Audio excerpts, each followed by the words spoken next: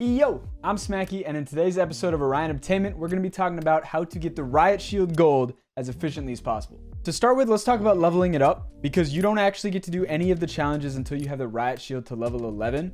So right here, I'm going to give you the best class setup in order to level up as fast as possible, as well as how you should be playing, and then we'll jump into the challenges. When it comes to leveling up your Riot Shield, any XP you get counts. So that means playing the objective or getting kills with like a throwing knife will still give you XP for the Riot Shield. So in this class, I have 2 stuns, a throwing knife, and dead silence as my main inhibitors of the Riot Shield. What you're going to do is you're going to play a ton of objective, specifically hardpoint, and you're just going to hop on and off the point, running around the objective, trying to get as much XP as possible. I will say if you have double XP and double weapon XP tokens available, you should use those because this thing is kind of a pain to level up. Once you get the challenges, it's not that hard, but the biggest grind is getting the weapon levels to unlock those challenges. For my perk package, my base perks, I run double time and extra tactical. That way I can run a little bit faster, and I'm allowed to have 2 stuns, which enables me to get even more kills. For my bonus perk or my medium perk, I have fast hands. This lets me throw my stuns and my throwing knife faster, as well as letting me switch to my knife or back to my Riot Shield even faster after sprinting. Lastly, I have Ghost. I've seen that overclock isn't bad. It allows you to get your dead silence twice as much, twice as fast.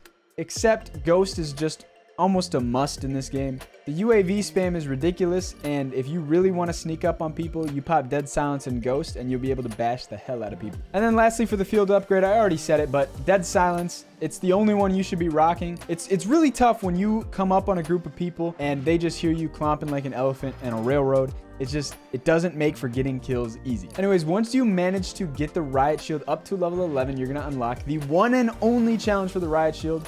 Unlike a lot of previous games where you have to do a bunch of things, you only have to do one challenge for this. And that challenge is simply getting 40 kills with the Riot Shield. Now, this isn't actually that bad. In fact, it only took me 3 games. The nice thing about while you're leveling up the Riot Shield is that your skill-based matchmaking is going to go down the fucking gutter. I would also recommend not playing with your sweaty friends because they're going to bring the average skill of the lobby up. And you want your lobbies to be low skilled when you're going for the Riot Shield. It just makes it easier than playing against Scumpy and Dashy every game. Anyways, 40 kills with the Riot Shield. I highly recommend just throwing a stun at somebody and then running at them. A thing to note is while you're sprinting, and especially tac sprinting, your Riot Shield is going to be at your side. So you have to keep that in mind.